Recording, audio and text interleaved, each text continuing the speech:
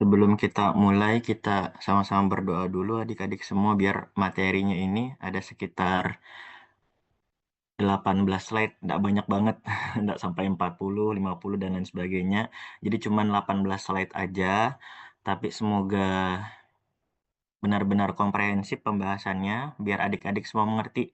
Jadi kalau misalnya dari adik-adik ada yang bingung atau ada dari penyampaiannya terlalu cepat dan lain sebagainya, nggak apa-apa, langsung dipotong aja, bisa raise raise hand, terus sampaikan kira-kira kendalanya di mana. Baik, kita berdoa dulu, semoga dilancarkan. Berdoa sesuai kepercayaan masing-masing, dipersilahkan.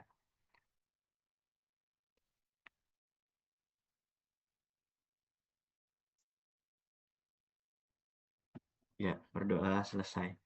Oke, jadi untuk sekarang itu kita akan belajar terkait dengan konsep inflamasi yang sudah saya utarakan sebelumnya dari minggu lalu juga berdasarkan dari sasaran pembelajaran kita. Itu yang kedua terkait dengan inflamasi. Jadi kalau secara keseluruhan ya kata lainnya itu inflamasi itu seperti suatu peradangan, ya. Nah, ada beberapa subtopik yang akan kita bahas nanti. Yang pertama itu ada definisi inflamasi. Kira-kira inflamasi itu dari asal katanya apa? Nah, kemudian juga kira-kira inflamasi itu seperti apa? Apa arti daripada inflamasi? Nanti kita akan belajar sama-sama. Kemudian kira-kira penyebab inflamasi. Kira-kira penyebabnya itu seperti apa aja? Apa sih yang bisa menyebabkan dari inflamasi itu? Nah, kemudian juga dari tanda kardinal inflamasi. Nah, kira-kira dari inflamasi itu kalau kita lihat dari manifestasi klinisnya atau dari tandanya, kira-kira apa aja ya? Apakah ada tanda kayak bengkak? Apakah ada tanda kayak panas? Apakah ada tanda kayak kemerahan? Apakah ada tanda karena nyeri? Nah, gitu nanti kita akan bahas ya di tanda kardinal inflamasi. Kemudian ada yang dinamakan juga dengan mediator inflamasi. Nah, mediator inflamasi itu kira-kira apa aja ya zatnya yang bisa menyebabkan sampai inflamasi? Nah, nanti kita akan belajar juga. Kemudian mekanisme respon inflamasi. Kira-kira terkait dengan pathway-nya atau dari mekanismenya sehingga terjadi inflamasi itu seperti apa? Dan kemudian kita akan bahas juga ini terkait dengan kira-kira, Dok, apa ya perbedaan antara akut sama kronis terkait dengan proses peradangan ini? Nanti kita akan belajar juga. Yang memang kalau secara umum kan kalau misal akut itu sifatnya sementara aja kan dan cepat. Tapi kalau misalnya dia kronis biasanya itu lebih lama dan memang sampai di kronis itu kalau misalnya tidak selesai di tahap akut saja, jadi dia lebih memanjang atau prolong. Nanti kita akan bahas lebih detail lagi. Kemudian kira-kira nih, karena adik-adik dari analis kesehatan, jadi kita akan belajar juga terkait dengan pemeriksaan lab, kira-kira apa aja nih yang terkait sama inflamasi. Inflamasi kan luas sebenarnya, Dek. Bukan cuman karena proses infeksi, bukan cuman itu, bukan proses cuman karena cedera atau apa segala macam. Jadi memang berbagai macam penyebab yang bisa menyebabkan inflamasi. Nanti kita akan bahas terkait dengan dari leukositnya seperti apa, terkait dari neutrofilnya seperti apa, dan lain sebagainya. Nah, kalau kita sesuaikan dengan RPS, sudah sesuai ya adik-adiknya dengan sasaran pembelajaran. Jadi ada definisi inflamasi, tanda dan gejala inflamasi, sama respon tubuh. Jadi ibaratnya ya saya kasih luas sedikit, tetapi sudah pasti mencakup daripada materinya yang akan kita menjadi sasaran pembelajarannya kita pada hari ini. Kurang lebih seperti itu. Oke, nah sebelumnya adik-adik mungkin bisa join di Quizizz, ini joinmyquiz.com, itu ada sekitar 5 soal untuk pretestnya adik-adik. Ini tenang nggak kita ambil poin, jadi adik-adik tolong dijawab aja sepengetahuan daripada adik-adik semua, karena itu menjadi bahan saya, oh ternyata adik-adik kurangnya di sini, dan lain sebagainya. Kan ibaratnya kita sudah pelajari biologi, cuman nggak terlalu secara dalam, nah apalagi terutama biologi SMA juga. Jadi kita mau tahu kira-kira seberapa pengetahuan adik-adik semua sehingga saya coba sesuaikan dengan materi selanjutnya gitu. Oke, apakah sudah join? Saya stop share dulu ya.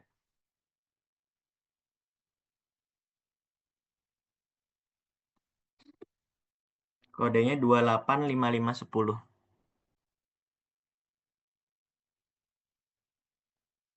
Oke, sudah masuk satu. Kasih nama asli ya adik-adik ya. Jangan nama samaran. Izin dokter bisa kirim di chat dokter. Oke, siap. Tunggu ya, sebentar. Oh iya, soalnya nggak kelihatan ya.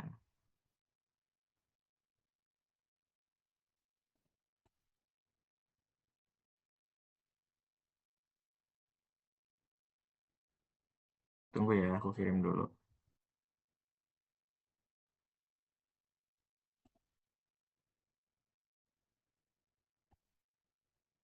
Sebelumnya adik-adik sudah biasa pakai Quizzes kalau sama dosen-dosen yang lain. Biasa, dokter. Iya dok, sering Oke, deh. berarti aman aja ya.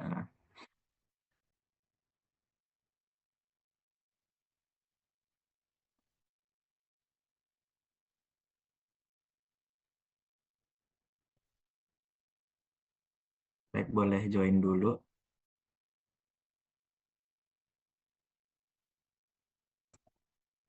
Nanti setelah join, saya kasih waktu sekitar 3 menit aja ya untuk jawab soalnya. Jadi ya sepengetahuan adik aja. Bacanya yang cepat.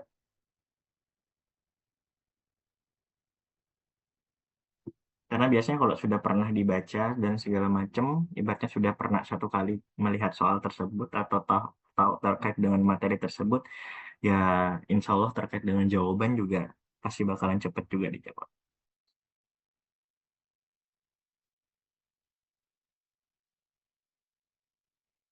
Minimal 30 orang baru kita mulai ya.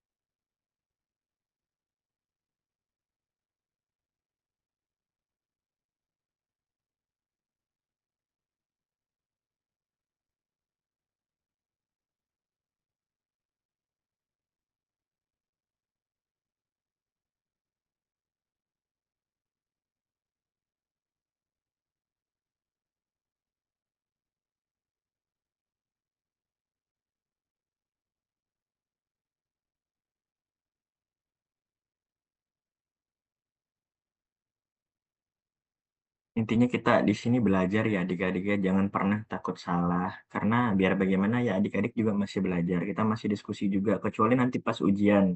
Nah, ujiannya nggak boleh salah, karena ujian kan konteksnya kalian menjawab soal. Sedangkan ini kan kita masih kuliah. Kuliah pun sekarang jangan yang satu arah. Tapi kalau misal adik-adik ada bingung atau apa segala macam, ya tanya aja. Karena saya nggak pernah larang orang yang bertanya. Justru saya senang kalau misalnya ada yang bertanya.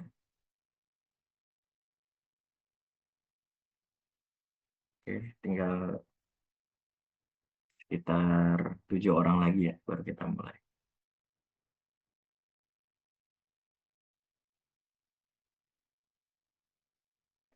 Kita tunggu sampai 8.17. 2 menit lagi ya.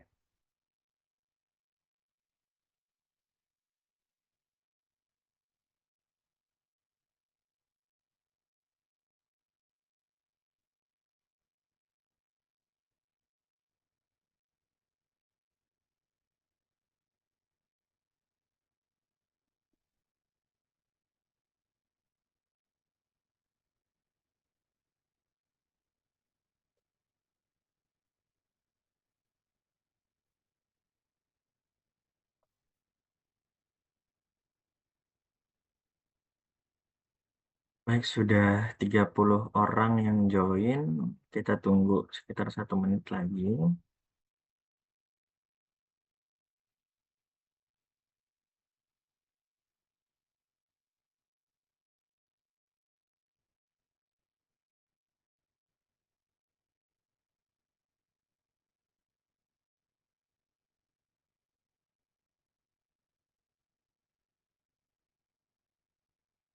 Oke, kita mulai aja ya. Ingat ini saya tidak ambil poin, tidak termasuk dengan poinnya, tapi tolong adik-adik jawab sesuai dengan apa yang adik-adik tahu ya. Ada sekitar 5 soal, waktunya 3 menit dari sekarang. Sekarang itu 8:18, berarti sekitar 8:20 atau 8:21 saya tutup ya. Oke, silahkan.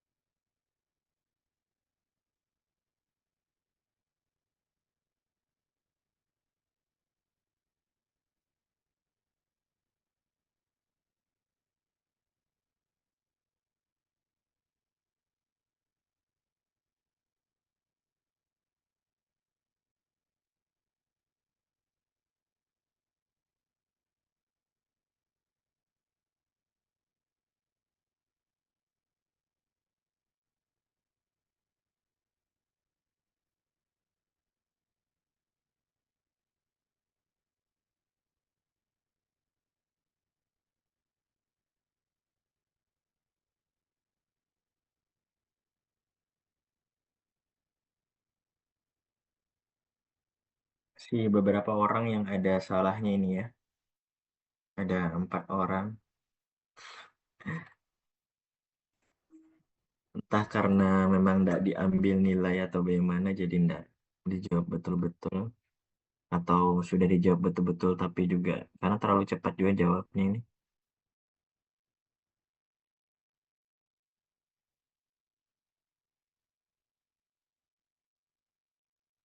Jadi dijawab sepengetahuan adik-adik aja. Cuman ada beberapa orang memang sudah bagus ini ya.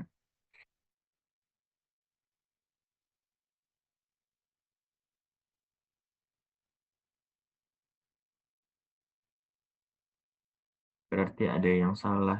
Ada 4 terbawah ini ada sekitar 4 orang. Tapi rata-rata ya bagus sudah semua. Kelas akurasinya juga di atas 50%. Jadi ya. Nanti mohon dijawab betul-betul adik-adiknya walaupun goals-nya bukan terkait dengan nilai ataupun poin, walaupun cuman pretest. Tapi ya yang namanya pengukuran daripada kemampuan adik-adik sebelum mulai suatu materi, karena banyak juga enggak terlalu benarnya, berarti otomatis harus lebih ekstra lagi nanti kita coba ya.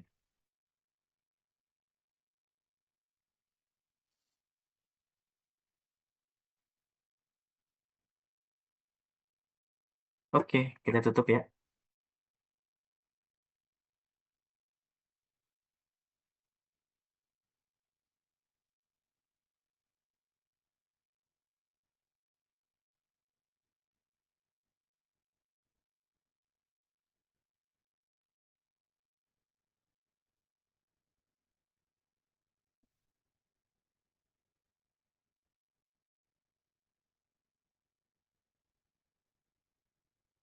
Ya, mantap ini. Selamat atas nama Zahwa, Rohadatul sama Mainita. Masuk untuk 3 besar. Semoga nanti di pretest selanjutnya juga anu ya. Ini kalau dilihat memang banyak rata-rata poin nomor 1 yang sering salah itu di poin nomor 3 ya adik-adik ya. Ada beberapa orang yang betul, kemudian ya poin nomor 3 yang ternyata banyak salah. Nanti kita akan coba lebih bahas lagi, berarti kita akan perdalam terkait dengan mediator inflamasinya ya. Oke,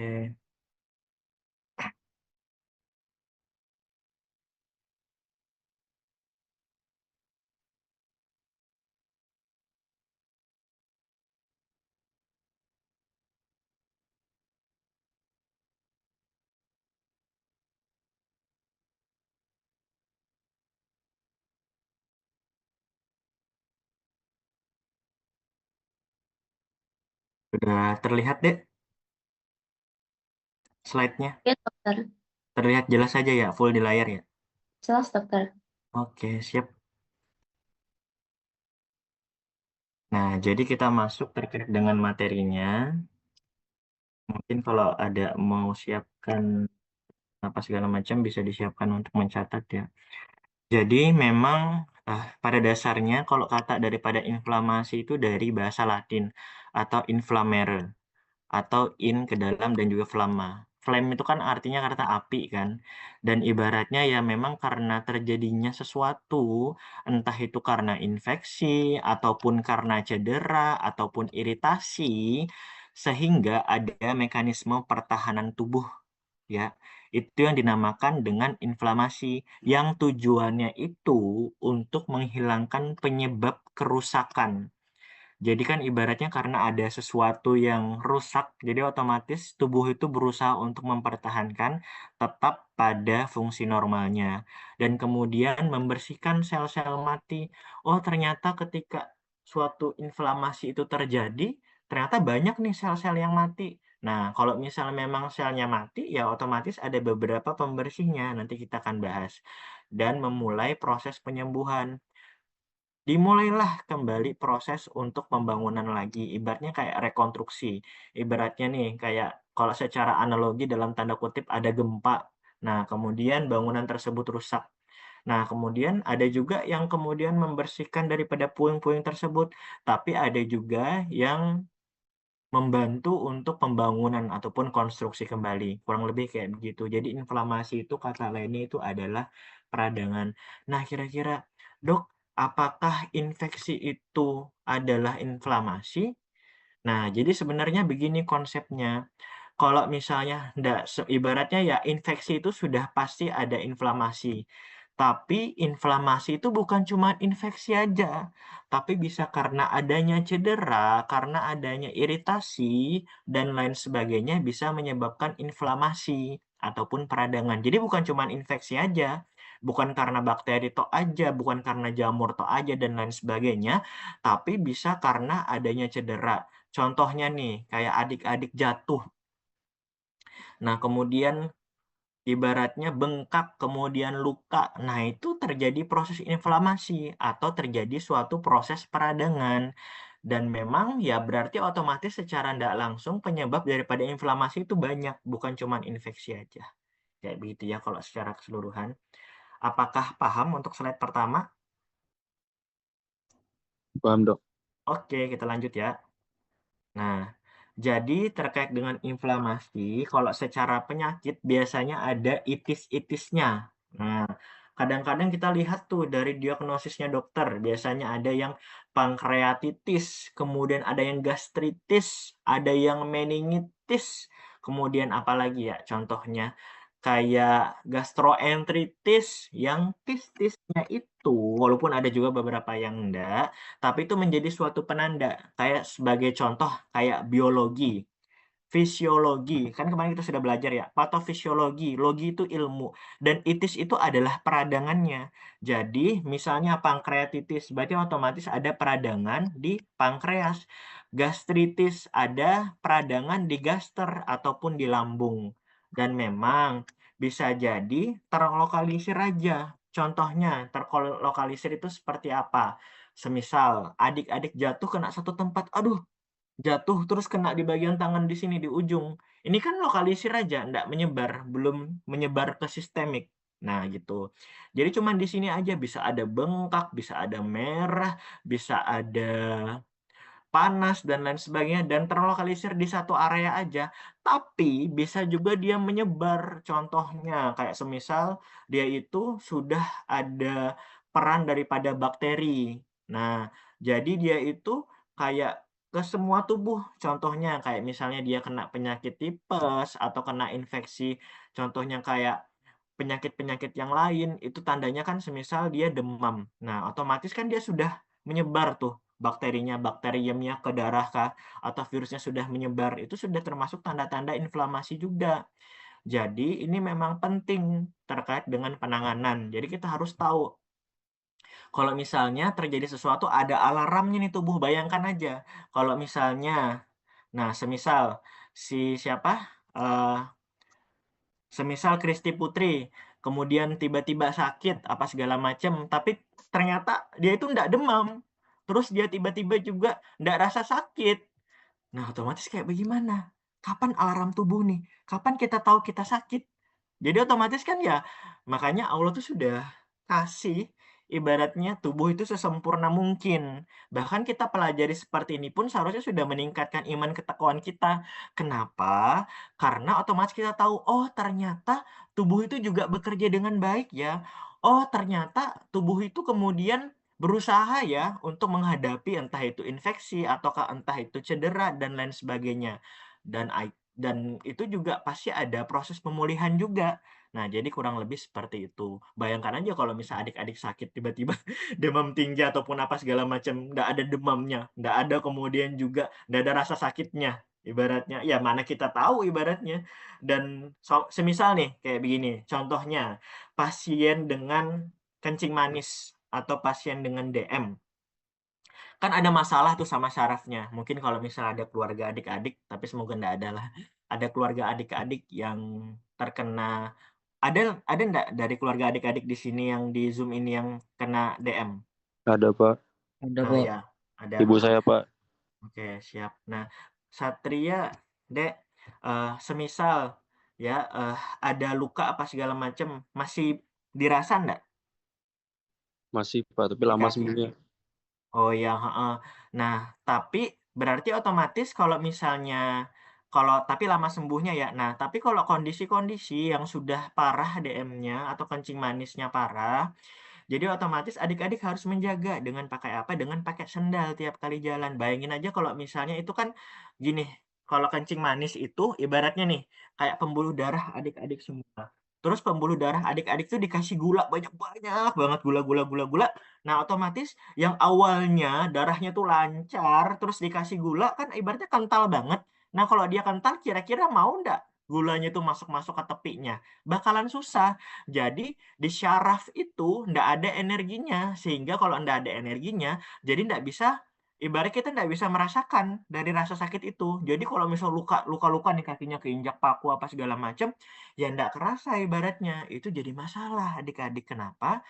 Karena kalau misalnya ndak ada rasa tersebut, ya ibaratnya kalau semakin parah, semakin infeksi apa segala macam, kita otomatis ndak merasakan kan? Sama seperti ini. Jadi inflamasi itu seperti alarm bagi tubuh, sama kayak tadi DM juga, ibaratnya kalau syarafnya bermasalah, ya otomatis juga kita harus lebih aware juga. Nah, sama kayak misalnya Satrio, misalnya karena orang tuanya ada riwayat DM, jadi bagus dari sekarang coba dikurangi gulanya juga. Adik-adik, saya bilang sekali lagi, saya juga mengingatkan diri saya pribadi. Kalau misal adik-adik ke kafe apa segala macam, nggak ada salahnya kalau misal adik-adik minumnya ya air putih, kemudian pakai es batu aja boleh lah, atau memang nggak pakai es batu, pokoknya air putih aja. Atau kalau misalnya nggak apa-apa lah sesekali, sekali seminggu minum yang manis-manis, tapi jangan terlalu sering.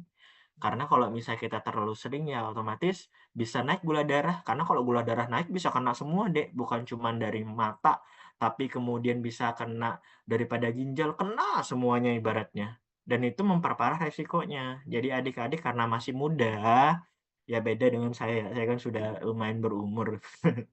Jadi otomatis ya harus tetap dijaga. Nah, saya juga mengingatkan diri saya sendiri untuk tetap menjaga kesehatan, terutama terkait sama gula tadi. Kembali ke topik. Oke. Nah, kemudian untuk dari penyebab inflamasi. Nah, ini yang saya bilang tadi. Banyak betul adik-adik penyebab inflamasi. Yang pertama, bisa karena dari apa?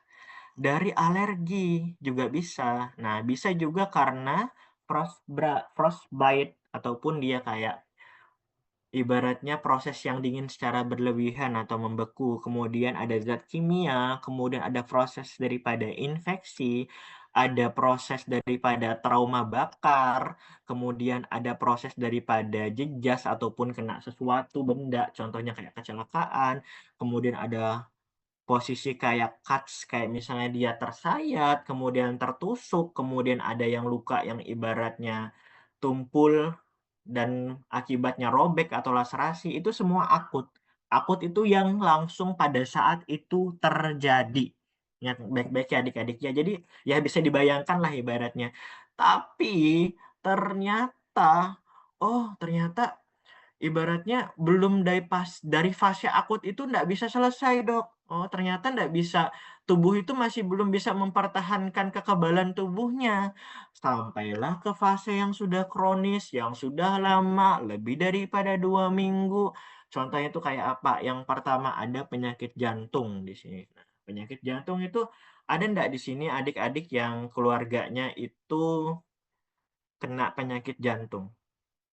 Atau ada yang berobat rutin? Ada ndak? Ada dokter nenek saya. Oh Ada, ya, Dok. heeh. Heeh, siap. Nah, kalau misalnya dari Zahwa, obat-obatannya rutin nggak diminum sama ibu, maaf, sama neneknya? Iya, rutin dok. Nah, rutin ya. Nah, jadi memang harus rutin karena kita mempertahankan daripada tekanan darah tersebut. Tapi sekarang kita bicara terkait dengan kronis karena dia lama dan juga berlangsung terus-menerus. Makanya terkait dengan cardiovascular disease. Kemudian ada rheumatoid arthritis. Kalau misalnya yang asam-asam uratnya tinggi nih ibaratnya.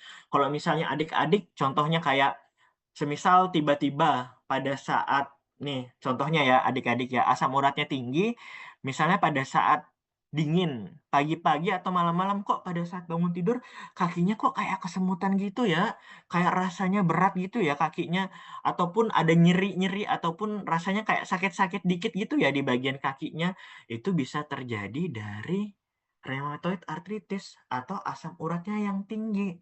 Nah, secara logika Misalnya nih, kita kan punya protein nih. Nah, protein tersebut itu kalau dingin, kalau secara logika aja ya, dingin kan bisa mengkristal kan ya. Kalau mengkristal itu kan kayak jarum otomatis. Jadi dia bisa nusuk-nusuk saraf kita.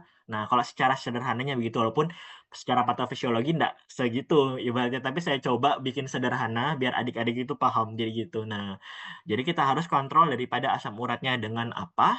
Coba kita kurangi kayak misalnya sayur-sayuran hijau, kemudian kacang-kacangan, sate, apa segala macam coba dikurangin gitu ya. Walaupun terlepas ya banyak ibaratnya faktor perancunya karena dia kan masalah syaraf kan ya. Kemudian ada penyakit autoimun, ada penyakit terkait dengan syaraf, dan ada penyakit terkait dengan cancer. Nah, kalau kanker kan ibaratnya pasti berlangsung lama kan. Ini tanda-tandanya dari kronik inflamasi atau inflamasi yang jangka panjang. Kemudian ada akut inflamasi nih, kayak cuman misalnya dia tertabrak sesuatu. Nah, kemudian pada saat itu aja kan dia luka, kemudian tergores sesuatu apa segala macam. Tapi kalau dia nggak bisa mempertahankan, semisal nih, ternyata tiba-tiba dari luka tersebut ada infeksi. Wah, masuk bakteri apa segala macam dan berlangsung lama. Contohnya kayak selulitis semisal begitu. Misal mungkin adik-adik ada lihat kayak orang kena apa ya biasanya itu ya, kena serbuk kayu atau apa segala macam dan dia itu waktunya cuman bukan sebentar aja, tapi ternyata berlangsung lama. Nah, itu yang namanya kronik. Jadi ini deh, jadi bisa terkena infeksi, bisa trauma fisik, bisa terjadi zat kimia atau toksin sama reaksi imun yang nggak normal. Ini diingat baik-baik adik-adik penyebab inflamasi ini. Walaupun memang secara sederhana yang saya jelaskan tadi, ada memang pada saat terjadi dan sifatnya sementara, kemudian ada juga yang sifatnya jangka panjang kalau misal tubuh itu tidak mampu untuk menanggulangi hal tersebut. Itu yang dibilang dengan kronik. Nah, gitu ya. Oke. Nah, makanya ada yang bilang penyakit kronis. Nah, penyakit kronis itu yang kayak apa? Yang kayak DM, kayak kencing manis, kemudian kayak tekanan darah ataupun hipertensi, yang memang pengobatannya nggak cukup sehari 2 hari, tapi bahkan bisa seumur hidup dan terus berlangsung ibaratnya untuk mengontrol hal tersebut. Nah, kemudian tanda kardinal inflamasi, mohon yang ini dihafal baik-baik ya. Dihafal baik-baik, ini pasti saya keluarkan di ujian ya. Yang pertama itu ada dolor. Dolor itu nyeri. Hafal bahasa Latinnya juga adik-adik ya. Dolor itu nyeri ataupun itu sakit. Nah, contohnya semisal nih adik-adik jatuh apa segala macam. Nah, kalau misalnya adik-adik jatuh kira-kira sakit nggak? Ya jelas sakit lah. Sakitnya karena apa? Karena kena syarafnya tadi ibaratnya. Jadi dia menandakan alarm tubuh. Kalau kemudian kita jatuh, kemudian nggak sakit, nah kira-kira bagaimana? Kita nggak tahu nih seberapa parah lukanya kita. Kita santuy aja ibaratnya. Walaupun ya memang kadang-kadang ada pengaruh dari psikiatri juga. Atau ada pengaruh dari psikologi adik-adik semua. Contohnya nih, kayak misalnya, nih semisal siapa ya? Semisal kayak Dea Janua Clara ini sakit. Nah, kira-kira jatuh kan beda nih. Semisal kayak siapa? Kayak Prasetyo tadi. Prasetyo jatuh. Nah, kira-kira kalau misalnya antara Dea sama Prasetyo, kalau misalnya jatuh, yang menangis duluan yang mana? Ya, Pak. Iya, karena rata-rata kalau secara subjektif ya, walaupun memang ada perempuan secara fisik juga kuat, cuman kan rata-rata ya begitu ibaratnya. Tapi kalau misalnya kira-kira demam, yang lebih bertahan itu siapa? Prasetyo atau Dea? Ayo, ada yang tahu nggak kira-kira? Kalau misalnya demam nih, kena penyakit semisal 2 hari, 3 hari, atau tipes saja ibaratnya. Iya, Kok. Coba, ya, Kayaknya coba deh ya, Pak. adik-adik bayangkan, kita laki-laki ini demam, dengan perempuan demam, kalau laki-laki demam itu kayak sudah mau, rasanya kayak, sudah ibaratnya kayak setengah jiwa kita itu sudah nggak tahu kemana gitu karena memang kita kan hormon kita ada testosteron kan ya kalau laki-laki jadi otomatis lebih ibaratnya yang memang secara apa ya metabolisme tubuh laki-laki itu lebih panas sebenarnya. Nah, kalau misalnya kita lebih panas ditambah lagi dengan proses inflamasi tersebut atau ditambah dengan proses demam tersebut jadi kita nggak bisa tahan. Makanya kadang-kadang ada anekdot dalam tanda kutip, kenapa kalau laki-laki itu kecelakaan tahan-tahan bahkan bisa jalan aja, tapi kalau misalnya laki-laki itu demam kok tiba-tiba langsung lemes. Beda sama perempuan. Kalau perempuan itu walaupun dia demam apa segala macam, dia bakal lebih tahan. Ya, seperti saya bilang tadi ada proses daripada hormon dan lain sebagainya. Kayak gitu. Nah, kemudian ada juga tanda inflamasi dinamakan dengan kalor atau panas. Ini gampang aja yang ngehafalnya ya. Kalor kan artinya panas. Pasti ada panas juga. Kenapa? Karena ibaratnya ya, kalau secara logika, ibaratnya kita nih, misalnya nih, ada luka apa segala macam. Nah, misalnya ada luka nih. Kita buat ya. Misalnya ada luka di sini. Ada luka di pembuluh darah. Ada luka lah ibaratnya di sini. Nah, atau di jaringan boleh lah luka. Nah, kalau misalnya ada luka di jaringan, otomatis kita kan mau kirim semua nih, tentara-tentara, ayo dong kirim sel darah putihnya, ataupun kirimlah trombositnya ke sini nih. Nah, otomatis dia kirim nih semua, set, dia kirim semua. Nah, tapi bagaimana caranya biar sampai ke tepi, nanti kita akan bahas lah. Pokoknya intinya dia bakal melebar terlebih dahulu. Untuk apa? Biar lebih banyak darahnya ke area tersebut. Jadi dia melebar nih pembuluh darahnya. Biar bisa fokus ke bagian ini aja. Nah, gitu. Makanya karena di sini aja gini dan ada proses infeksi, ada bakteri apa segala macam, jadi dia meningkatlah suhunya. Nah, karena otomatis pasti banyak gesekan antara pembuluh darah, kemudian juga bisa terjadi proses daripada dikirim nih, aduh di sini demam apa segala macam, kirimlah ke otak, set, dikirimlah sinyal di otak, jadi semacam alarm. Halo, pembuluh darah, tolong dong, di sini banyak ada bakteri dan lain sebagainya. Otak tolong kirimin dong alarm. Nah, makanya dikirim. Di sini apa? Ada semacam kayak demamnya. Nah, makanya kadang-kadang kalau kita jatuh apa segala macam, biasanya atau infeksi di satu titik, kadang-kadang demamnya di situ aja. Karena memang belum menyebar gitu. Makanya dia terfokus di sini. Untuk tanda apa? Kembali lagi sebagai alarm tubuh. Ternyata memang ada proses kerusakan. Dan kemudian di sini ada redness atau kemerahan. Nih, pembuluh darahnya yang awalnya begini normal aja kemudian melebar. Dan juga kemudian banyak di pembuluh-pembuluh darah kecil juga melebar. Jadi otomatis warnanya lebih merah sebagai penanda juga. Ingat baik-baik rubor. Rubra bahasa latinnya itu adalah kemerahan. Red. Nah, ibaratnya R, red. Lebih hafal kan, enak kan dihafal ini. Nah, kemudian ada tumor. Ini paling enak dihafal, jelas lah. Makanya kalau adik-adik lihat status, nah semisal kalau misalnya lihat adik-adik status dokter, nah lihat kalau misalnya ada tanda dibilang kayak tumor gitu apa segala macam atau ada pembengkakan, sebetulnya tumor itu tidak selalu menandakan tumor dalam artian dalam tanda kutip kanker ataupun tumor yang dalam artian bakal apa ya sel yang kemudian terlalu aktif, enggak adik-adik, tapi ini bisa membengkaknya apa bisa jadi nih karena ini kan di pembuluh darahnya sudah banyak di sini nih darah-darahnya. Kemudian dia mau ke tepian nih untuk membantu. Nah, otomatis ada bengkak. Jadi dia menyebar ke bagian tepi-tepinya. Akhirnya lebih berfokus ke situ begitu. Kemudian bisa jadi loss of function atau fungsinya itu berkurang karena apa? Ibaratnya nih, biasanya paling sering karena ini sama ini. Ibaratnya dia nyeri, kemudian dia bengkak. Contohnya aja kalau misalnya adik-adik habis kecelakaan, adik-adik mau nggak gerak-gerakan begitu? Pasti nyeri kan rasanya. Nah, itu sama kayak begitu juga. Nah, kalau misalnya adik-adik rasanya nyeri, kemudian bengkak apa segala macam, itu pasti loss of function atau apa? Fungsio laisa kalau bahasa Latinnya. Oke, jadi ada beberapa. Ada nyeri atau dolor, kemudian ada kalor panas, kemudian ada rubor kemerahan, kemudian ada tumor bengkak, sama ada fungsio laisa atau gangguan fungsi. Dek Satrio, Ya dok, ya, apa-apa aja tadi ada 5 tadi tanda inflamasi. Coba disebutin apa-apa kita dolor, sama-sama Ika. Ya, dolor. Kalau dolor apa? dolor itu sakit, Oke, pain. mantap, nyeri. Terus? Kolor panas, Oke, kalor ya, kalor panas. Terus? rubor, Oke, rubor. redness, Oh ya, kepanasan, merah. Betul. Terus?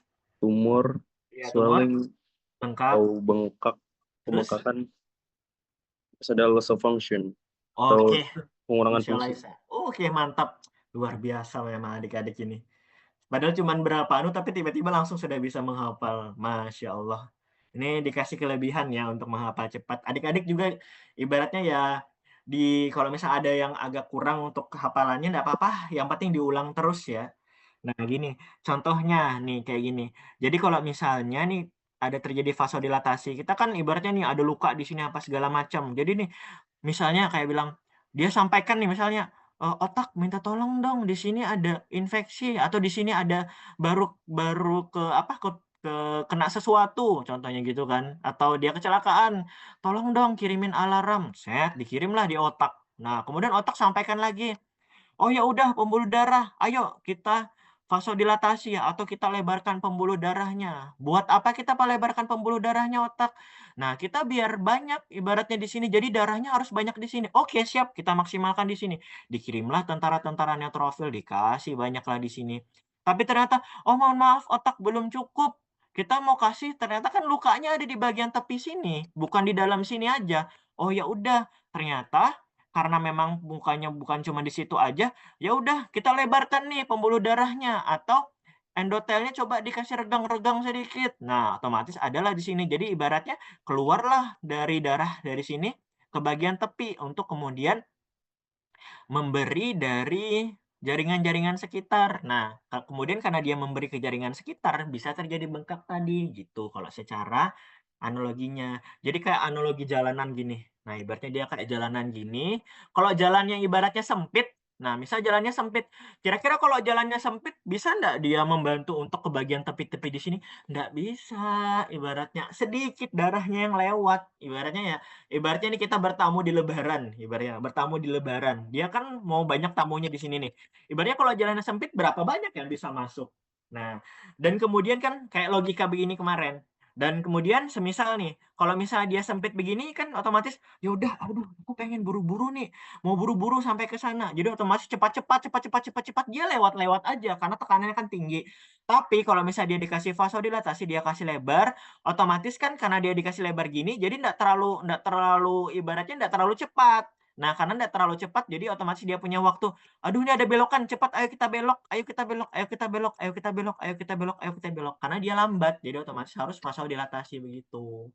Kalau dia terlalu cepat, ya dia bakal lewatin aja. Tapi kalau dia terlalu lebar gini, dia punya banyak waktu. Oh, kita singgah dulu dong ke sini. Nah, dia singgah dulu ke tepian kayak begitu. Kalau misalnya terkait dengan patofisiologinya. Nah, ini mediator inflamasinya. Kira-kira apa aja nih kalau misalnya terkait dengan mediator inflamasi? Sebetulnya banyak betul mediator inflamasinya. Ada yang dinamakan dengan histamin, ada yang dinamakan dengan prostaglandin, ada sitokin, ada kemokin, ada komplement sistem, kemudian ada leukotrienes. Tapi ini pasti nanti adik-adik dapat juga karena saya menjelaskan terkait dengan patofisiologi. Jadi otomatis kita jelaskan terlebih dahulu terkait dengan jarasnya atau alurnya. Nanti lebih spesifik mungkin akan dijelaskan sama pengajar-pengajar yang lain. Tapi saya coba jelaskan 3 aja dulu di sini. Yang pertama adalah histamin. Semisal nih kayak begini, otak tolong dong kirimkan gini. Nah, ibaratnya karena ada suatu peradangan, dikirimlah zat histamin ini. Nah, zat histamin ini ibaratnya dia kayak gerbang adik-adik, kayak gerbang awal. Jadi kalau ditanya apa untuk proses daripada peradangan tersebut, itu adalah dari histamin. Jadi histamin itu dia buka gerbangnya ibaratnya. Jadi pembuluh darahnya itu bisa lebih lebar sama meningkatkan permeabilitas kapiler. Permeabilitas kapiler itu apa? Nah, yang tadi ini. Nah, ini. Jadi permeabilitas. Jadi dia melebar daripada ininya. Antara ibaratnya kan ada ikatan nih antara pembuluh darah itu. Ada yang namanya endotel, dia membuka sedikit. Nah, untuk apa? Untuk proses yang tadi. Jadi itu yang namanya perannya histamin. Ingat baik-baik. Histamin itu menyebabkan vasodilatasi ataukah dia pembuluh darahnya melebar dan dia juga menyebabkan dia pembuluh darah tersebut itu ada renggang-renggang dikit. Nah, untuk menyebarkan daripada zat-zat yang tadi. Dan kemudian kalau misalnya ibaratnya prostaglandin itu kayak sirine sebetulnya adik-adik. Jadi kayak sirine ibaratnya kan kayak aduh, ini semisal ada kebakaran apa segala macam di suatu gedung. Nah, kalau misal prostaglandin itu dia kayak sirine. Orang kan nggak banyak yang tahu kan ya ibaratnya. Nah, histamin kan dia bantu biar orang-orang tersebut yang di dalam keluar. Tapi kalau prostaglandin itu dia itu justru memanggil orang lain. Waduh, di sini ada kebakaran dan lain sebagainya. Coba dong minta tolong bantuannya agar ibaratnya pemadam kebakaran datang dan lain sebagainya. Jadi otomatis bantuannya tambah banyak.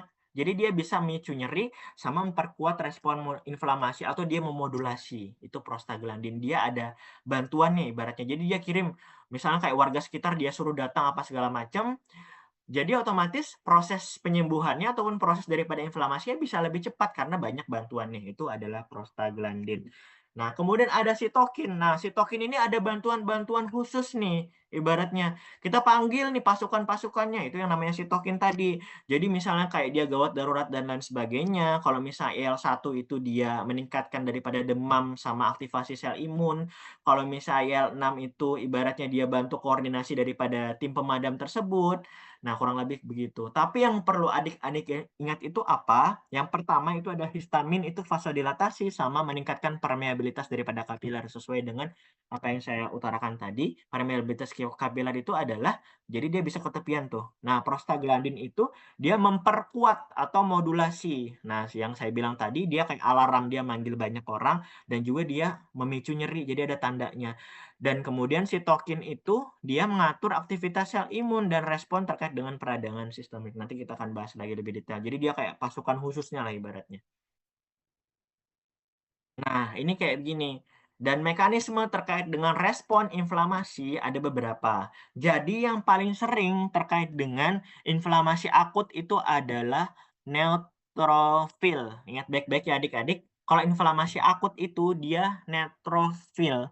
Sedangkan kalau dia inflamasi yang sifatnya kronik atau berlangsung lama itu adalah monosit sama limfosit. Tapi yang lain juga berperan, cuman yang paling banyak ibaratnya. Misalnya nih, adik-adik misalnya baca hasil lab, oh di sini dok, di sini ada neutrofilnya meningkat gini gini gini. Oh, ternyata kalau neutrofil meningkat itu ternyata ada peradangan yang sifatnya akut. Nah, jadi ibaratnya dia, oh ternyata dia cuma baru berlangsung beberapa hari aja nih, itu bisa. Kemudian, semisal, dok, ada monositnya meningkat, limfositnya meningkat. Oh, itu bisa jadi ya ada inflamasi lama. Contohnya kayak dia ada penyakit tipes tapi ternyata tidak sembuh-sembuh dan lain sebagainya. Ternyata ada peningkatan daripada monosit dan juga limfositnya. Nah, kita jelaskan satu-satu lagi. Ini adik-adik pasti sudah ngerti karena sudah kalau di patologi klinis justru ahlinya yang kayak begini nih. Nah, jadi dari sel darah putih tersebut atau leukosit ada yang bergranul, ada yang tidak bergranul. Jadi dia ada titik-titik. Nah, dia ada inti-intinya, sedangkan ada juga yang tidak bergranul. Nah, yang bergranul itu ada yang dinamakan dengan neutrofil, basofil, sama eosinofil. Dia ini 3 sekawan adik-adik, selalu berdampingan bertiga. Ada neutrofil, basofil, sama eosinofil. Nah, kalau misalnya dia neutrofil, ini yang tadi, fagositosis daripada bakteri dan juga debris. Jadi dia yang paling pertama kali datang. Itu ibaratnya dia kayak polisinya ibaratnya. Polisi yang pertama kali datang langsung ke tempat kejadian. Dan kemudian kalau misalnya dia basofil, itu dia lebih ke arah respon untuk memproduksi daripada histamin yang seperti yang saya bilang tadi. Jadi untuk memperlebar daripada pembuluh darah dan lain sebagainya.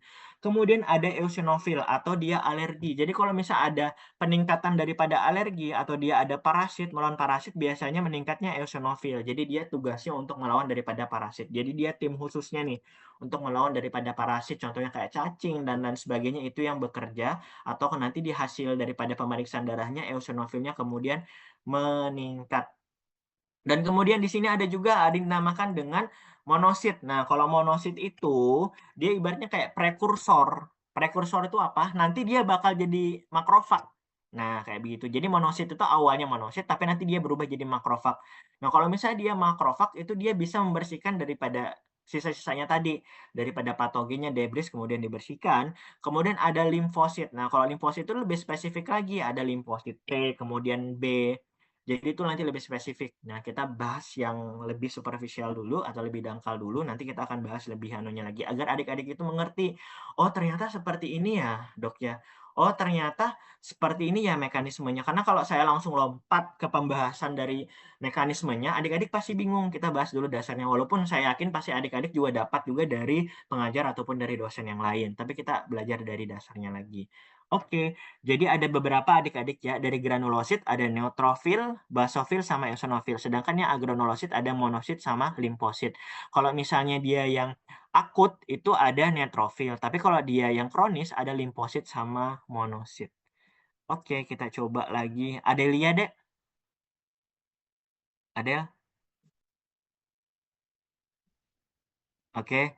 Adel, monitor enggak? Halo? Ya, Ya, heeh. Tanya, Dek.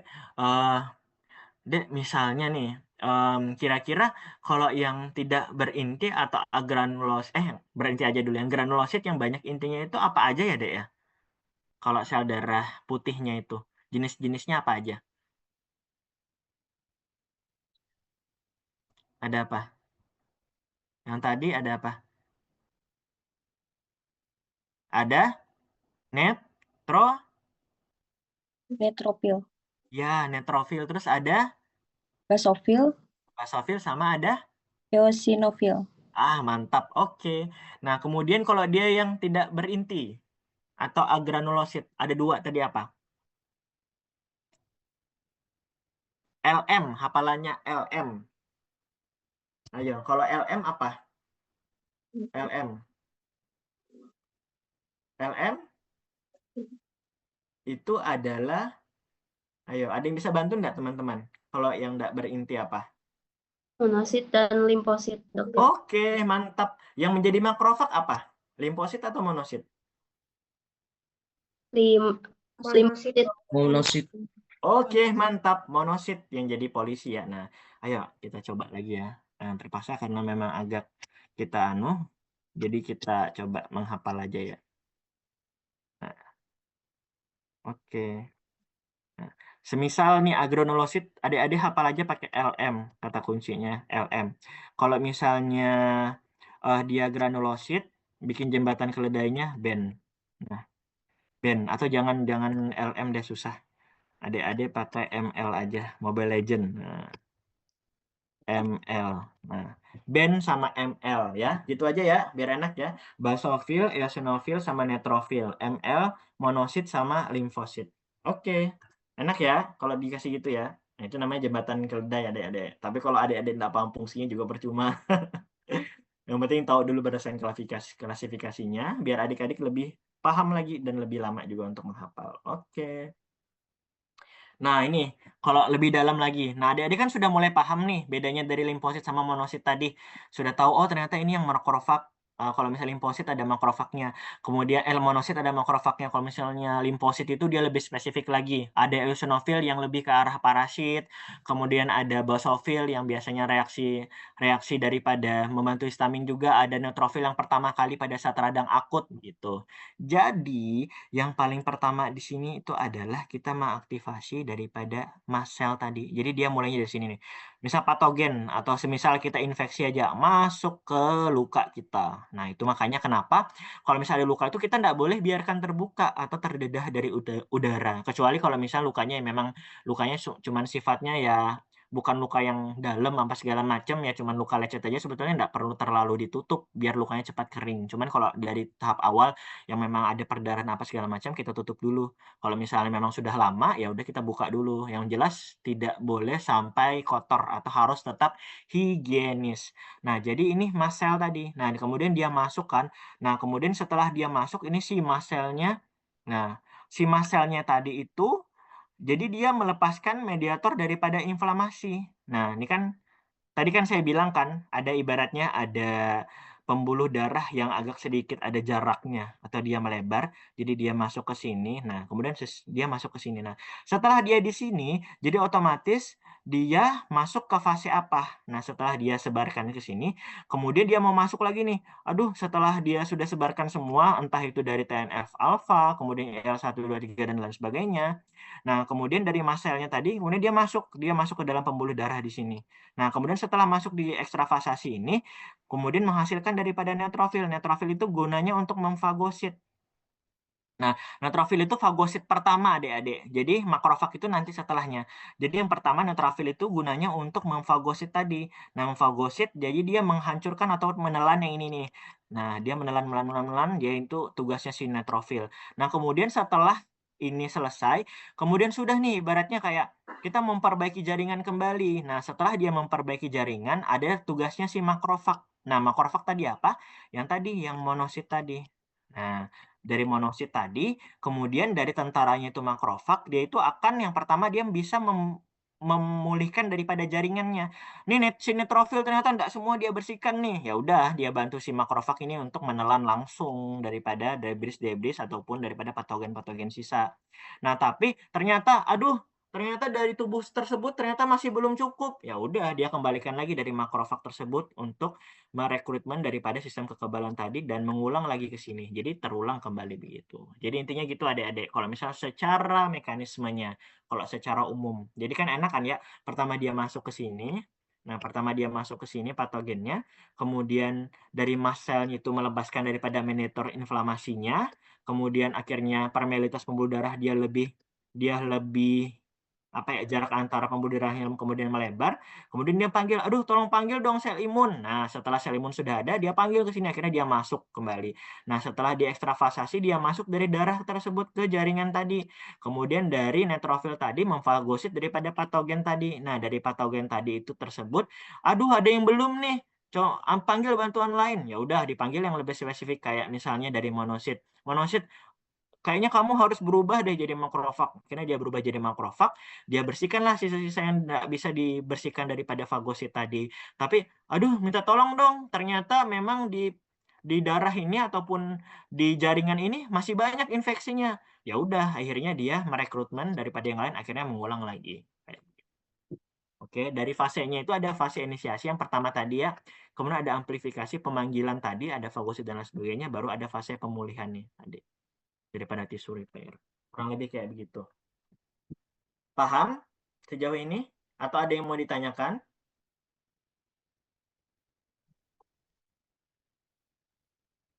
Paham?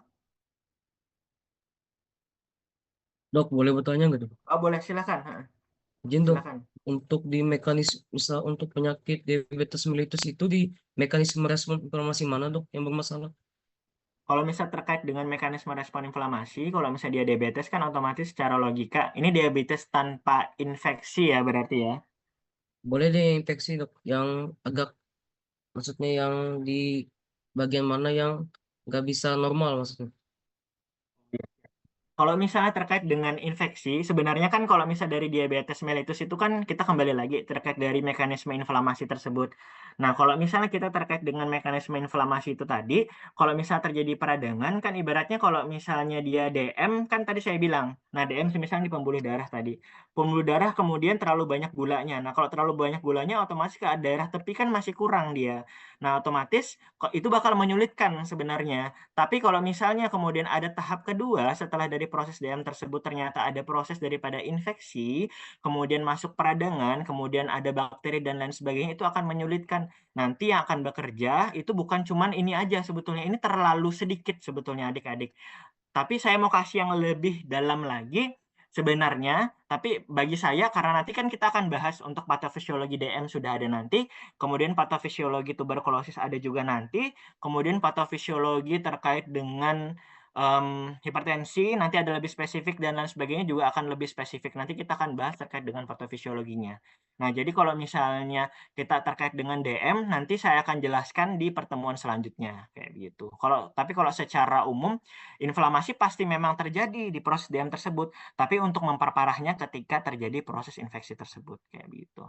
Paham? Paham, Dok. Terima kasih, Dok. Oke, siap. Nanti kita akan bahas di pertemuan sendiri ya terkait dengan DM. Karena kalau DM itu sebetulnya agak lebih panjang terkait dengan patofisiologinya. Nah, cuman ini dulu. Yang paling penting adik-adik ingat itu cuman ini dulu. Nggak usah terlalu jauh dulu. Karena kita akan bahas terkait dengan respon inflamasi. Karena kita masih bahas terkait dengan konsep umum. Nah, konsep umum otomatis kita bahas dasarnya dulu. Nanti kan kita ada bahas terkait pertemuan selanjutnya terkait dengan TB, DM, dan lain sebagainya. Kita akan bahas di pertemuan selanjutnya agar lebih spesifik lagi. Ada yang mau ditanyakan enggak, adik-adik? Oke, kalau enggak ada yang mau ditanyakan, kita lanjut dulu ya. Nah, jadi ini, kita bedakan antara proses inflamasi akut sama kronis. Nah, kalau misalnya dia akut, dia itu cepat deh. Nah, saya bilang tadi, kalau misalnya dia akut, dia bakalan cepat. Contohnya dia kayak luka sedikit apa segala macam, hitungannya menit ataupun jam aja. Tapi kalau kronik itu dia lambat, berhari-hari kayak contohnya DM, kemudian dia contohnya kayak penyakit tuberkulosis juga lama, kemudian penyakit hipertensi itu juga lama, kemudian ada infiltrat selulernya. Nah, ini saya bilang tadi, ingat baik-baik ya, Dek ya. Kalau misalnya ditanyakan kira-kira akut itu apa yang paling banyak itu ini ya, neutrofil ya. Ingat ya adik-adik ya, karena di soal nanti kurang lebih itu yang apa yang saya ajarkan ini ya pasti ada di soal. Dan saya sudah bikin proporsi masing-masing kira-kira per slide itu berapa soal yang bakal keluar begitu. Jadi kalau misalnya adik-adik biar nggak terlalu banyak nanti ngehafalnya, kalau dekat-dekat UTS ya dicicil dari sekarang. Nah, terutama dari kuliah ini.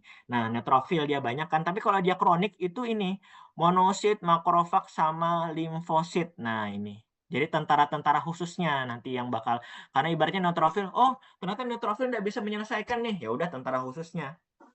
Ada monosit atau makrofag sama limfosit. Ini kan saya bilang tadi, jadi ada prekursornya monosit. Nah, kalau akut, jejas jaringan ataupun fibrosisnya biasanya ringan dan terbatas aja. Tapi kalau kronik biasanya dia berat dan juga progresif karena kan dia lebih lama ibaratnya. Jadi kalau misalnya kita ibaratnya jatuh, ya sembuhnya biasanya bakal cepat aja. Kecuali yang lukanya berat ibaratnya sampai terjadi perdarahan dan lain sebagainya. Dan terjadi infeksi, itu baru bisa menyentuh ke ranah kronik. Kemudian kalau gejala lokal sama sistemiknya, kalau misalnya dia akut, dia lokal biasanya mencolok. Nah, contohnya kita jatuh, ya tadi ada cardinal sign yang dijelaskan, yang disebutkan dari Satrio tadi. Ada dia merah, panas, nyeri, apa segala macam. Nah, dolor, rubor, kalor, apa segala macam, fungsiolesa di satu titik aja. Nah, kalau kronik itu kurang mencolok, nggak bisa dirasakan. Contohnya, kayak misalnya dia kena suatu penyakit tertentu. Jadi dia bisa, ibaratnya kayak demam. Jadi infeksinya itu sudah dia lebih meluas. Jadi dia sudah sistemik. Jadi hampir semua tubuh itu sudah mulai bekerja untuk membantu. Makanya demamnya itu hampir ke seluruh tubuh kayak gitu. Jadi kalau intinya kalau dia akut tapi tidak bisa diselesaikan, dia bakal menjadi kronik. Nah gitu. Jadi memang pasti ada tahap akutnya dulu untuk sampai ke tahap kronik tersebut. Dan akut biasanya lebih cepat aja, tapi kronik itu biasanya lebih lama lagi. Kalau yang dia akut biasanya itu ada tanda-tanda neutrofil tadi. Tapi kalau misalnya kronik biasanya ada tanda monosit sama makrofag sama limfosit. Oke, siapa lagi yang beruntung nih? Alifani, Dek. Ada? Iya, Dok. Oke, mau tanya, Dek. Dek, kira-kira nih perbedaan akut sama kronik itu apa ya? Kalau akut itu lama nggak kira-kira? Enggak. Nggak, cepat aja kan? Kalau contohnya Ya. kalau dirimu jatuh terus kena luka itu akut atau kronik? Akut. Oke, kalau misalnya jangan dirimu lagi. Kalau misalnya orang lain kecelakaan, terus tiba-tiba jatuh, kemudian ada infeksi, kemudian lama sampai lebih daripada 2 minggu, contohnya begitu. Itu masuk ke kronik apa akut? Kronik. Oke, karena dia butuh ibaratnya pemulihan yang lebih komprehensif atau lebih lama. Nah, kemudian kalau misalnya dia akut, apa ya kira-kira mediator inflamasi utamanya? Neutrofil. Oke, mantap. Kalau misalnya dia kronik, Monosit, ya, sama? makrofag, dan limfosit. Oke, mantap ML ya. Heeh. Kalau dia granulosit tadi ada 3, apa itu? Ben itu apa aja? Hmm, Ben. basofil, E, terus neo, E, neo, E. neutrofil, Neutrofil itu yang ketiga. Yang kedua ada eosinofil. Iya. Oke. Ya, jangan sampai ketukar-tukar deh ya. Soalnya ada analis kesehatan justru di sini nih yang harus kuat. Ya, oke? Siap ya. Nah, jadi nih adik-adik nih saya dapatkan di puskesmas. Nah, sebetulnya bukan sih yang saya dapatkan dari hasil pemeriksaan di rumah sakit. Sorry, ini di rumah sakit. Nah, jadi semisal nih kita mau periksa darah rutin sama darah lengkap. Kira-kira, Dok, apa ya beda-bedanya darah rutin sama darah lengkap? Jelas beda. Kalau darah lengkap itu dia biasanya lebih banyak lagi tambahan darah rutin tadi. Jadi kalau darah rutin tuh gini aja deh, cuman leukosit, sel darah putihnya diperiksa, eritrosit, kemudian Hb-nya, hematrokrit, kemudian ada trombositnya. Jadi gitu aja. Jadi cuman beberapa parameter aja yang diperiksa. Sel darah putih, sel darah merah, Hb-nya, hematrokrit, sama trombositnya. Jadi enggak lebih spesifik. Karena kan kalau lebih spesifik lagi kayak contohnya kayak leukosit. Leukosit ini kan kita mau tahu kira-kira persentase daripada neutrofilnya berapa nih, limfositnya berapa nih, apakah radangnya akut kah atau kronik. Jadi otomatis kita harus tahu ini diferensiasinya. Nah, untuk tahu diferensiasinya kita pakai yang darah lengkap atau hematologi lengkap. Nah, gini. Jadi diferensial leukosit ada presentasi tiap jenis sel darah putih, ada neutrofil, limfosit, monosit, eosinofil, sama basofil gitu. Kemudian ada juga indeks eritrositnya. Indeks eritrosit ini contohnya kayak misalnya dia sel darah merahnya kok ada yang kecil ya, kemudian ada kok yang besar. Nanti kita akan pelajari, tapi belum kita sampai ke situ. Kemudian ada laju endap darah. Nah, kemudian ini kan terkait dengan LED. Nanti adik-adik juga bakal pelajari. Kenapa sih ibaratnya antara laki-laki dan perempuan laju endap darahnya berbeda kayak gitu. Dan kira-kira berpengaruh apa? Nah, kira-kira nih, semisal siapa ya? Semisal Adelia, Dek. Adel. Ya, Dek. Kalau misalnya laju endap darahnya tinggi, kira-kira itu ada infeksi apa enggak? Atau Ada. ada inflamasi? Oke, siap, mantap. Sudah mantap ya ternyata. Luar biasa memang adik-adikku semua ini mantap. Nah ini ya, ini kelihatan enggak? Ini saya waktu kuliah dulu ada belajar juga gini. Jadi, tunggu dulu ya sebentar. Gimana ya? Saya mencoba untuk menutupi ini, ternyata saya kelupaan. Ya udah nggak apa-apa. Jadi kalau misalnya dia itu ini kan ada peningkatan kan ya, ibaratnya peningkatan di sini. Yang pertama ada leukositosis, dia bakal meningkat. Nah, jadi otomatis dia pasti ada tanda infeksi. Nah, kemudian ada juga neutrofilnya meningkat. Nah, kalau misalnya neutrofil meningkat, otomatis dia ada inflamasi akut tadi. Nah, kalau monosit meningkat, nah ini monosit bisa jadi ada inflamasi sifatnya kronis ataupun infeksi ataupun pemulihan dari infeksi akut. Jadi sudah fase infeksi akut. Jadi gitu ya. Kalau dia monositnya tinggi itu biasanya penanda daripada inflasi kronis. Jadi inflamasinya itu sudah lama ibaratnya. Tapi kalau neutrofilnya tinggi bisa jadi itu baru-baru aja dari penyakitnya. Nah, kalau leukosit itu tandanya semisal dia lebih spesifik terkait dengan infeksinya. Nah, gitu. Jadi dia ada penambahan kayak gitu. Nah, terus terkait dengan ini, nah ini. Jadi kalau misalnya dia trombositnya meningkat, itu ada trombositosis. Nah, jadi itu bisa jadi ada proses inflamasi kronis. Dan kemudian tahu kan kalau trombosit kan ibaratnya itu kayak benang-benang jaring kan ya. Nah, jadi dia bikin jaring apa segala macam. Dia untuk ibaratnya untuk membantu proses tersebut dia harus buat jaring-jaring, makanya lebih ibaratnya bagaimana caranya biar mengental gitu. Jadi trombositnya itu meningkat. Kemudian ini juga RDWCW, ini juga adanya inflamasi kronis ataupun anemia akibat dari inflamasi. Sebentar ya, saya mau coba. Seharusnya tadi itu saya hapus anunya. Sebentar.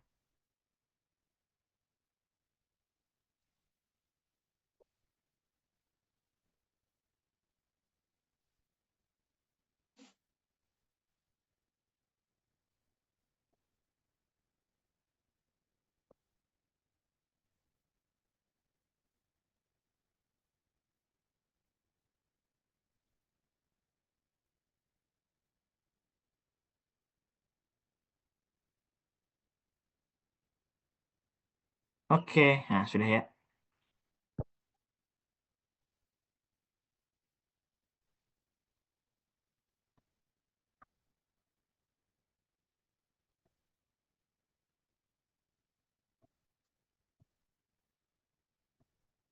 Nih, nah coba satu-satu dulu. eh Kelihatan jelas ya? Kelihatan jelas ya? Jelas, Dok. Oke, eh dari siapa ya? Anis deh, Anis coba sebutkan salah satu tanda inflamasi di sini yang kira-kira dia itu bermasalah. Yang mana kira-kira? Satu aja.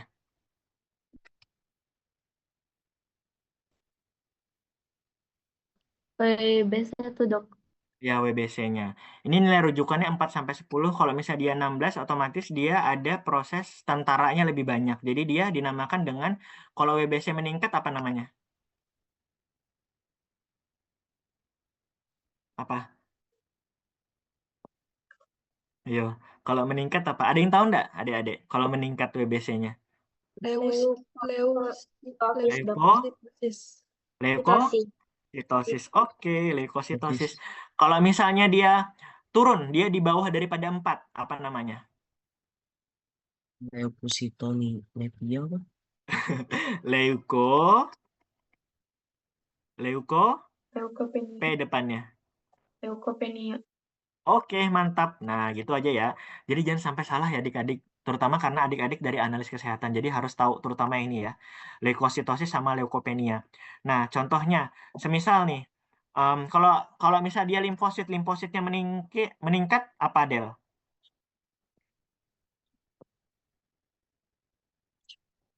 Limfo apa? Adel. Apa dokter? Iya, kalau misal limfositnya meningkat apa namanya sebutannya? Limfo? Ada yang tahu enggak? Atau teman-teman yang lain? Dia kurang lebih sama aja namanya kayak gini. Limfo? Limfositosis. Oke, mantap. Limfositosis. Ingat ya, Dek ya, gitu. Leukositosis, limfositosis itu peningkatan. Kemudian kalau misalnya apa ya? Neutrofilnya tinggi, apa? Neutrofilnya banyak. Ayo, neutrofil. Neutrofilia. Oke, Neutrofilia. mantap. Siap, enggak terkecoh ya.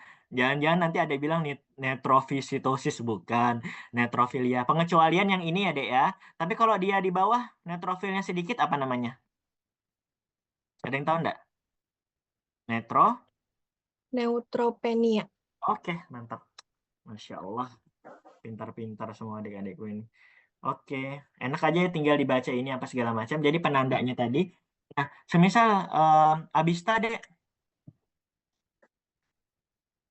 Ya dok, Dek, kalau misalnya neutrofilnya meningkat, itu inflamasinya kronis apa akut?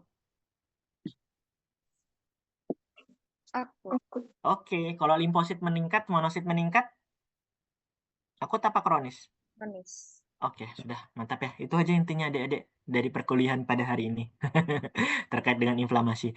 Nah, jadi cara lainnya selain daripada kita lihat dari LED-nya, kemudian kita lihat daripada monositnya, limfositnya, kemudian dari trombositnya. Nah, yang kita lihat dari C-reaktif protein. Kalau misalnya dia meningkat, ya otomatis pasti ada infeksi tadi atau ada tanda inflamasi. Nah, logikanya aja C-reaktif protein. Nah, protein yang meningkat. Ibaratnya kan kalau inflamasi pasti butuh banyak protein kan ke satu titik. Gitu aja. Oke, nah ini sama kayak begini. Dan ini contoh hasil pemeriksaan. Nah, jadi saya pernah juga, 1 tahun.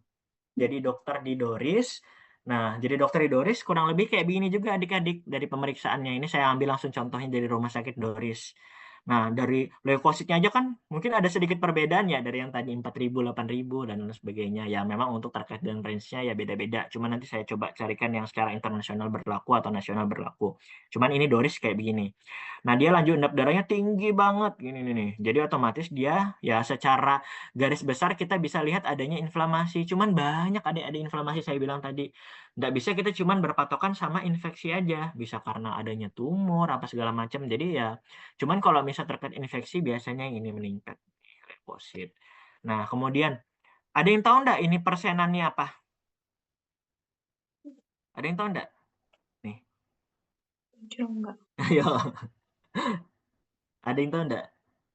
Ada yang pernah tahu nggak persenannya apa? Apa ini maksudnya persen-persen ini? Ayo. Ada yang tahu nggak? Ayo. Nggak tahu dok. Oke, mantap. Maaf. Nah, jadi nanti mungkin adik-adik juga dijelaskan sama pengajar lain juga, tapi nggak apa-apa ya, saya duluan. Walaupun ini bukan dari patofisiologi sebenarnya, cuman ya karena memang adik-adik analis, jadi kita memang betul-betul harus pelajari yang apa yang memang adik-adik harus tahu sebetulnya. Nah, jadi gini kan, ibaratnya berapa ya? 87 tambah 12 berapa? 99 tambah 1?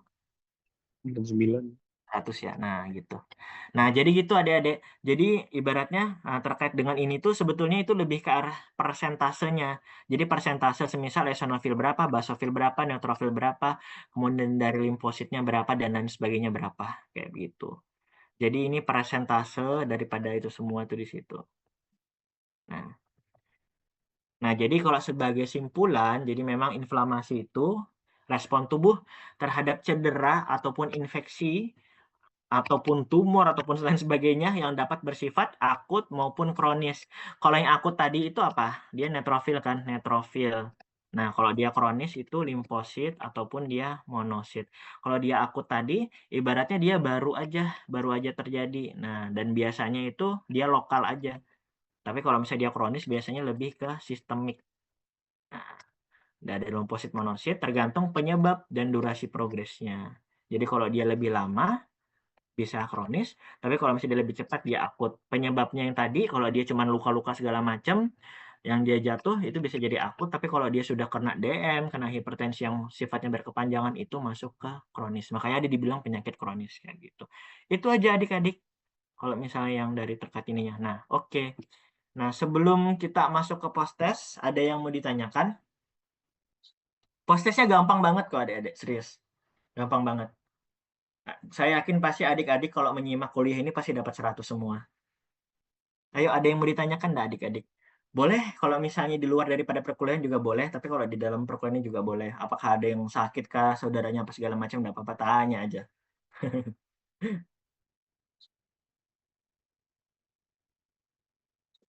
Ada yang mau ditanyakan?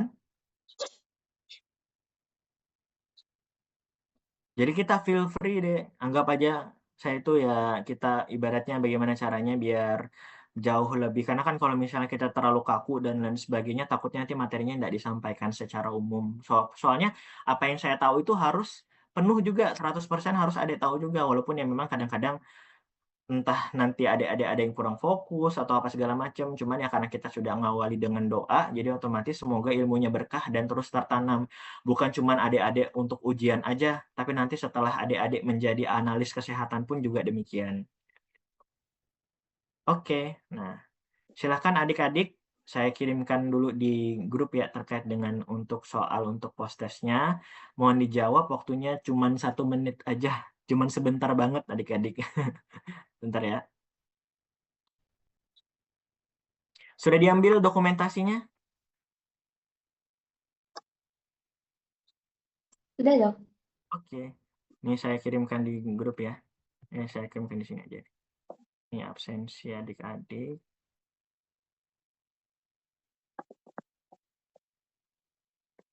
Absensi pertemuan kedua ya. Tolong di absensi deh. Karena biar bagaimana saya tetap harus laporan sama Buka Prodi. Sudah ada itu saya kirimkan dan ini kemudian post testnya ya. Meminta akses dok. Oke. Oh iya, dia minta akses ya? Iya dok. Ini dulu. Kalau gitu ini dulu. Post test aja dulu. Dia masih minta akses enggak? Sudah ada yang coba menjawab? Sama minta akses dok. Masih tetap minta akses ya. Ntar saya coba buka dulu. Ntar ya.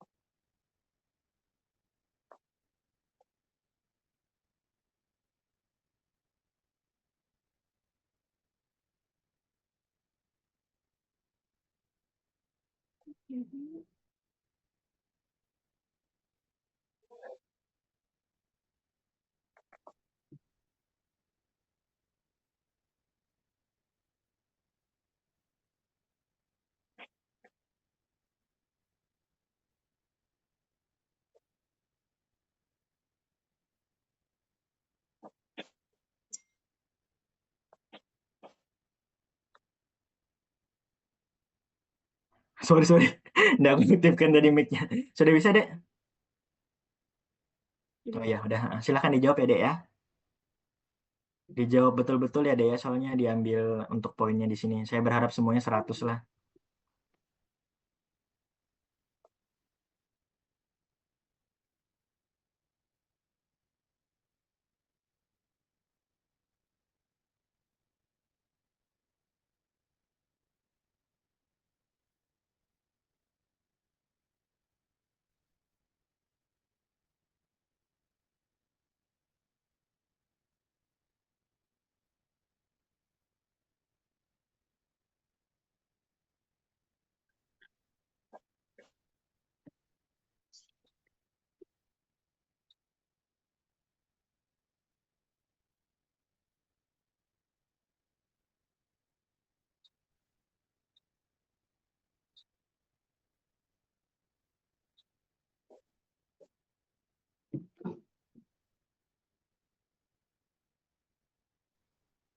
Oke.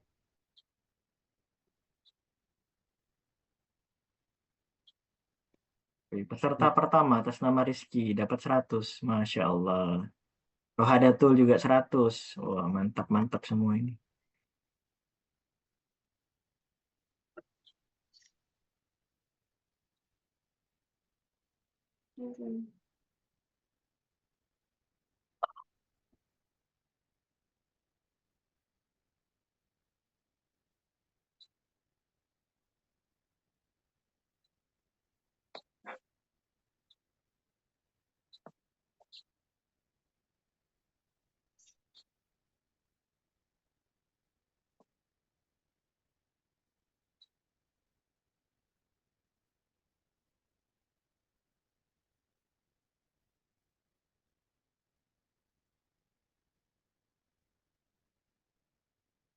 Sudah 11 orang yang kirim ya.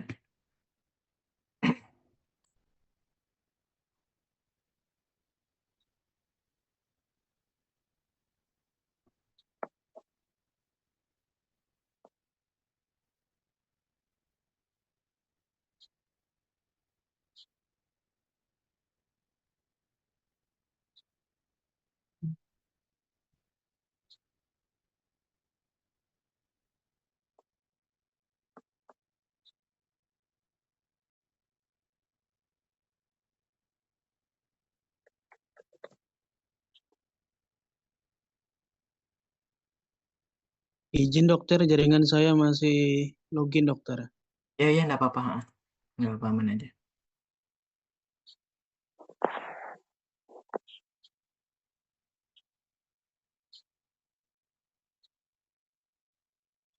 Ini absensi pertemuan 2 ya.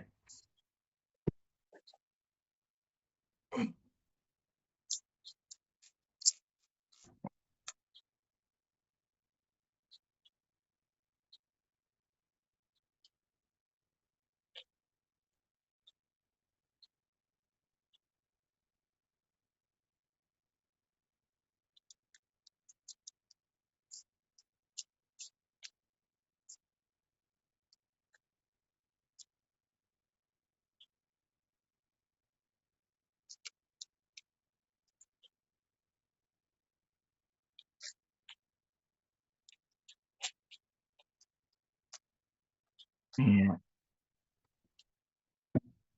Mantap semua ya. Tuh kalau gini kan enak dilihat, ada beberapa orang sih yang dapat 80. Ada 4 orang tapi yang lainnya 100 semua. Nah, kalau gini bisa A semua nih untuk analis.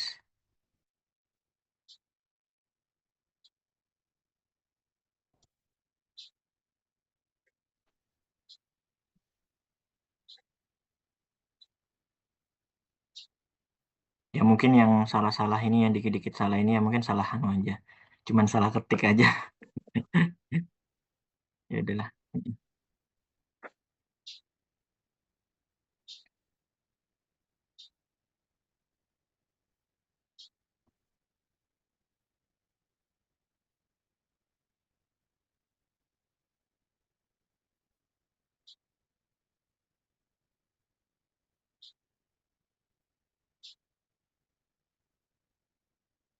Ada yang belum menjawab sebelum saya tutup?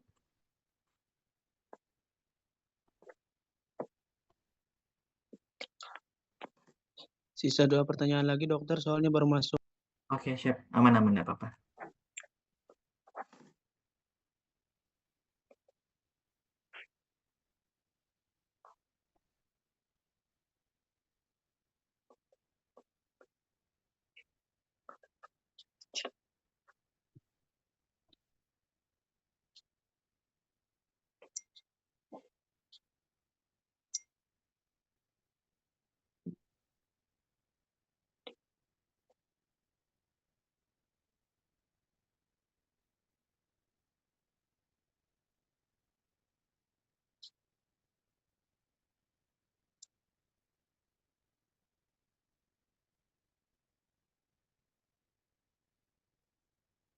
Oke, ini sudah lumayan banyak yang mengisi, sudah lebih 30 orang. Ya, sebelum saya tutup, ada yang mau ditanyakan lagi enggak?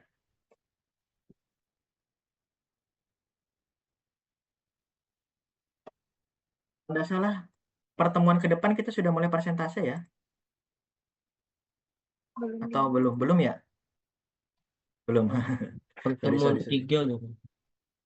Pertemuan ketiga? Besok pertemuan ketiga. Minggu depan kan libur, Dok. Minggu depan nggak libur kan? Oh Libur, Dok. iya, oke, siap. Aman ya berarti ya. Ya. Wah, kita santai aja deh, yang penting apa yang diterima materinya itu yang penting sampai aja buat adik-adik semua. Nggak apa-apa ya. Sorry Dok, menyita waktu satunya. Kenapa deh? boleh nanya dok, itu kan Apa-apa? ada tugas presentasi kelompok. Hmm.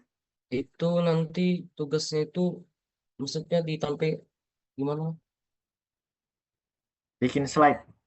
Yang bikin slide dok, itu 15 menit kan dok? Ya. Menyampaikan. Hmm. Isinya tuh nggak perlu banyak kata kan dok? Nggak usah deh. Yang penting tuh saya malah lebih suka kalau adik-adik ada gambar gitu-gitu. Yang penting kan yang kemarin yang saya sampaikan itu definisi, patofisiologi, sama analisis lab itu aja.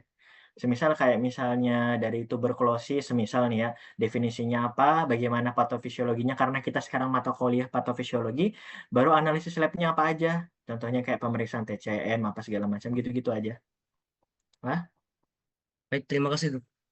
nanti kalau misalnya bisa ya adik-adik bagi aja yang mana yang sampaikan ini, yang mana yang sampaikan ini, apa segala macam, biar nanti semua dapat kebagian semuanya lah. Ada yang mau ditanyakan lagi?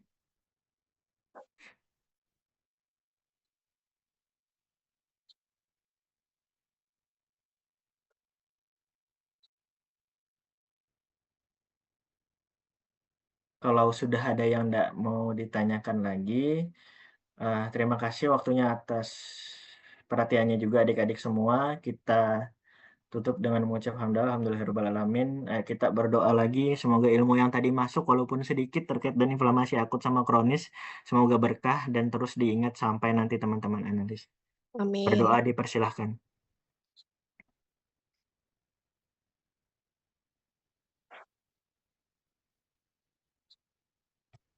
Ya, berdoa selesai. Nanti adik-adik juga ada ujian loh, Dek. Itu tuh nanti ada UKOM yang kalau yang S1 ya itu ya. Ada UKOM apa segala macam. Soalnya ada salah satu laboran kenal Ihsan enggak? Mas Ihsan. Nah, Tahu nggak? Ihsan ya, nah Ihsan itu baru sama Ame itu barusan kemarin hari Sabtu mereka UKOM. Jadi kalau adik-adik sudah dari sekarang mulai dicicil belajar apa segala macam, nanti adik-adik sambung S1 terus kemudian ada UKOM apa segala macam. Ya insya Allah siapa tahu dari adik-adik semua bisa ada jadi kepala prodia apa segala macam gitu. Luar biasa. Ya adalah kita tutup dulu dengan ucapan alhamdulillahirobbilalamin. Assalamualaikum warahmatullahi wabarakatuh. Terima kasih adik-adik waktunya ya. Maaf. Waalaikumsalam. Waalaikumsalam Terima kasih, warahmatullahi Dok. wabarakatuh. Terima kasih dokter. Terima kasih dokter. Recording stopped. Terima kasih dokter. Terima kasih dokter.